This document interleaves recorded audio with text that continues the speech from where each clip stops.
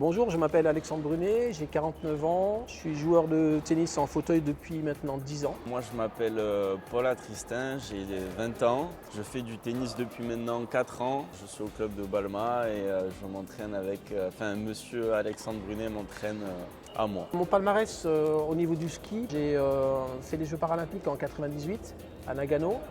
J'ai gagné 2 médailles d'or, une en biathlon et une en ski nordique sur 10 km. Et par la suite, j'ai fait de l'athlétisme aussi à haut niveau, du basket à haut niveau et le tennis maintenant depuis 10 ans.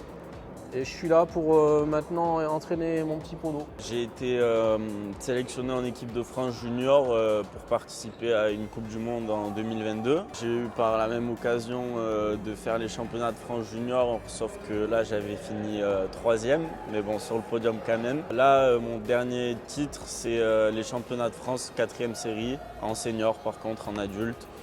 Où voilà, j'ai changé de catégorie, j'ai évolué maintenant, je joue chez les grands et voilà, et je continue de m'entraîner le plus possible avec Alex pour pouvoir évoluer. Actuellement dans le club ici on s'entraîne que 3 heures par semaine que les mercredis pour l'instant. Le tennis fauteuil par rapport au tennis valide, c'est vraiment un déplacement qui se fait avec les bras et tu joues en plus avec tes bras. Donc au bout d'un moment, tu as besoin d'avoir quand même une très bonne condition physique, surtout au niveau des épaules, hein, parce qu'elles sont très sollicitées. Les règles restent les mêmes par rapport en valide, à part qu'on a un deuxième rebond. Le club est vraiment sympathique parce que pour l'instant on n'est pas licencié là, mais vu qu'on a l'intention d'ouvrir une section e-sport l'année prochaine, déjà ils nous mettent à disposition de cours tous les mercredis, vraiment gracieusement.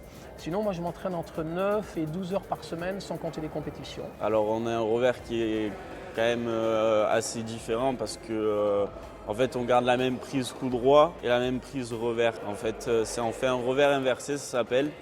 Car en fait, comme on n'a pas d'amplitude pour faire un revers normal à deux mains et même le fauteuil bouge, tout ça, en fait, on a dû changer de façon de faire, quoi. Et en fait, voilà, donc c'est un revers inversé. Il faut mettre la tête de raquette vers le bas, prendre la balle par-dessous et bien remonter la raquette. En fait, c'est un revers à une main un peu revisité. Alors moi, le tennis, je l'ai découvert grâce à une vidéo d'un joueur espagnol qui faisait du tennis fauteuil sur Instagram et qui partageait un peu ses aventures. C'était assez beau à voir, moi ça m'a assez vite plu. Et puis en plus de ça, j'ai la famille, mon papa et mon frère qui sont dans le tennis depuis longtemps. J'ai mon frère qui est entraîneur, qui passe sa formation, son DE là.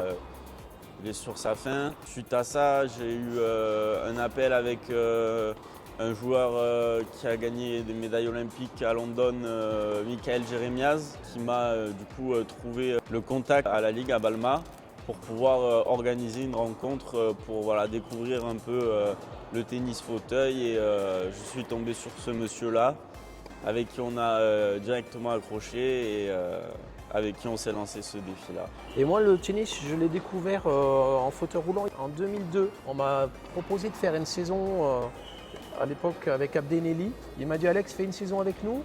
Donc j'ai joué à Sarreguemines avec un joueur, avec Nicolas Pfeiffer, qui était un jeune joueur. On a gagné un titre de champion de France non classé à l'époque. Je n'ai pas trop accroché. Je faisais beaucoup de fautes, il n'y avait pas beaucoup d'échanges et j'étais surtout intéressé par le basket. Et là, il y a 10 ans, je me suis remis au tennis parce que ma fille Chiara s'est mise au tennis et j'ai dit je vais m'y remettre, comme ça je vais pouvoir partager avec elle. Et c'est comme ça que je me suis vraiment mis au tennis. Et j'ai de suite accroché la compétition, j'adore cet esprit, combattre un gars avec les mêmes armes ou plus ou moins les mêmes armes et essayer de trouver la solution. Ma meilleure perf c'était 126e mondial, j'ai battu un 70e mondial. Le week-end dernier j'ai battu le 10e en compétition, mais on ne peut pas comparer par rapport en valide parce qu'il y a une densité énorme en valide chez nous, c'est très difficile de comparer quoi. Mais quand je m'entraîne, je peux taper avec des joueurs qui sont 15, on s'entraîne même avec des joueurs qui tapent à 2-6, mais on est d'accord que s'ils veulent nous mettre la fessée sur n'importe quelle accélération, ils ne nous font pas toucher une balle. Donc c'est vraiment très difficile de se comparer à des valides.